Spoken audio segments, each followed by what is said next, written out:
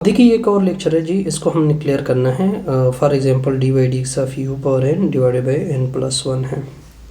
अब देखिए यहाँ पे u ऑफ n है, जबकि डेरिवेटिव आप विद रिस्पेक्ट टू x ले रहे हो, तो इसको किस तरह, इस वैल्यू को किस तरह सिंप्लीफाइड करते हैं। देखिए डी बाई डी एक्स है, ओके, u ऑफ n है, नीचे n प्लस वन है। यहाँ पे मैं एक D u by D you से कर लेता हूँ, यानी डी यू मल्टीप्लाइड भी किया और डिवाइड किया। फिर हम इन दोनों को रिप्लेस कर देते हैं।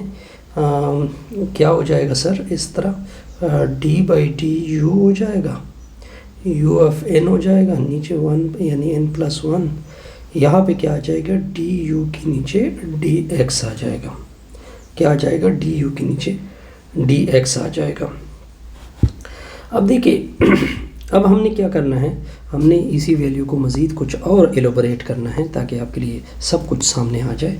ये तो मैंने एक जस्ट आपको सामने ये वैल्यू रख दी।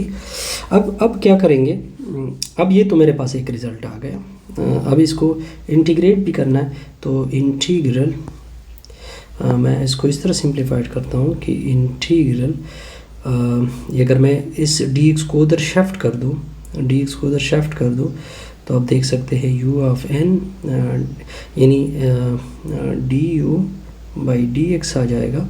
ये वैल्यू मैंने u n d a by d x, ये वैल्यू मैंने रख दी। ठीक हो गया जी। होल में क्या आएगा, होल में डी एक्स आएगा।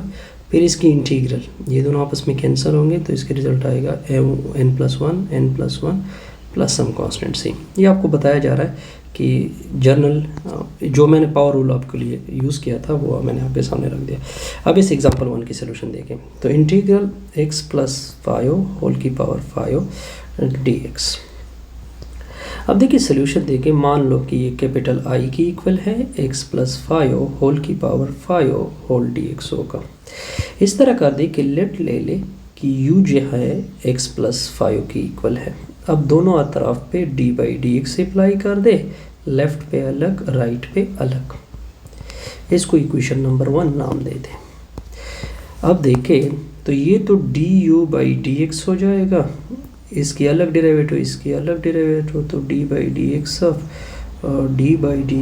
5।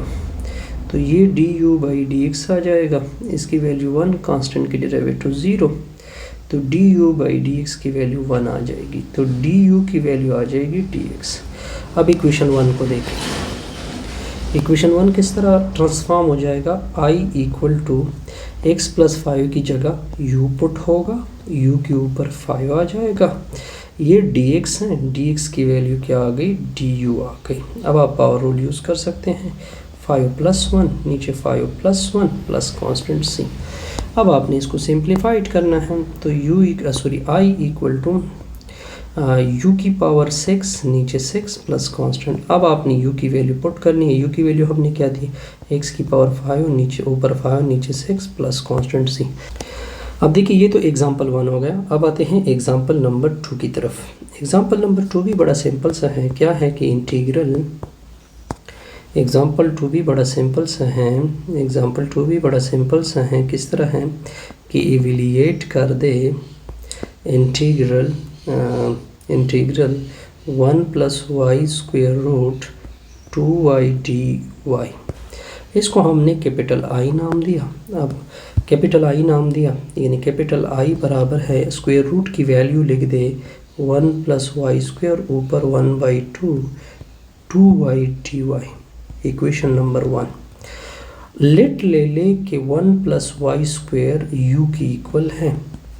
अब दोनों अतराफ पे d by d y apply कर दे, लेफ्ट पे अलग राइट पे अलग, तो 1 प्लस वाई स्क्वायर हो जाएगा। यहाँ तक ओके। अब ये डी यू के नीचे डी वाई आ जाएगा, इसके अलग, तो d by d y of 1 plus d by d y of y square, तो डी यू के नीचे डी वाई आएगा, इसकी डेरिवेटिव 0 होगी, ये 2y आ जाएगा, यानी डी यू की वैल्यू आ जाएगी, d u by d y की वैल्यू आ जाएगी 2y। अब इस क्रॉस मल्टीप्लिकेशन करोगे तो डी यू की वैल्यू आ जाएगी 2y dy।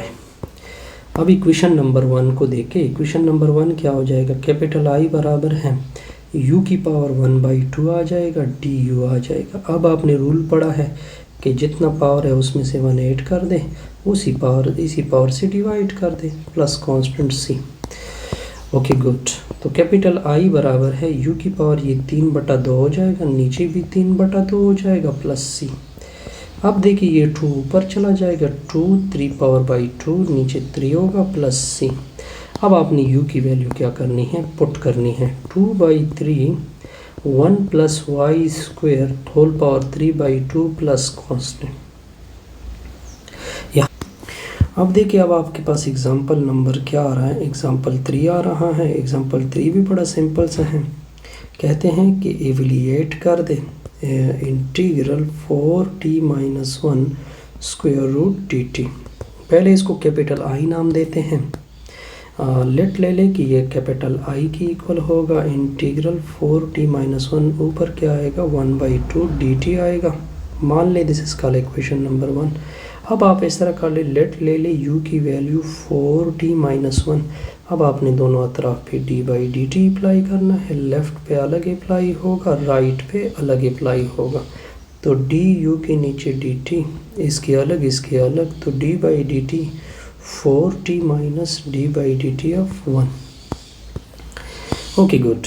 तो du के नीचे dt आएगा, 4 बाहर हो जाएगा, dt/dt आ जाएगा, कांस्टेंट की डेरिवेटिव 0। तो du/dt की वैल्यू ये dt कैंसिल। अब इसके नीचे 1 क्रॉस मल्टीप्लिकेशन करोगे तो du इक्वल टू 4 dt हो जाएगा। Confirm, clear.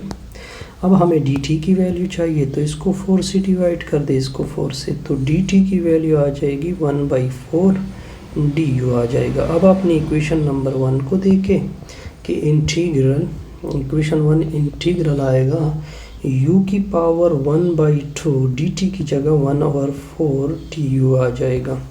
अब इस तरह कर दे कि 1/4 को बाहर कर दोगे तो इंटीग्रल u की पावर 1/2 du आ जाएगा। कैपिटल 1/4 तो u पावर 1/2 प्लस 1, नीचे 1/2 प्लस 1 आएगा।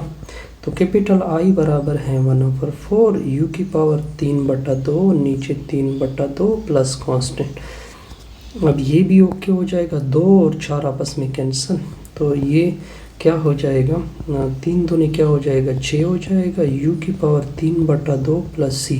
अब आप u की वैल्यू अपनी वैल्यू रिप्लेस कर दोगे। u की वैल्यू क्या थी 4t-1, ऊपर क्या आएगा 3/2 प्लस कांस्टेंट c।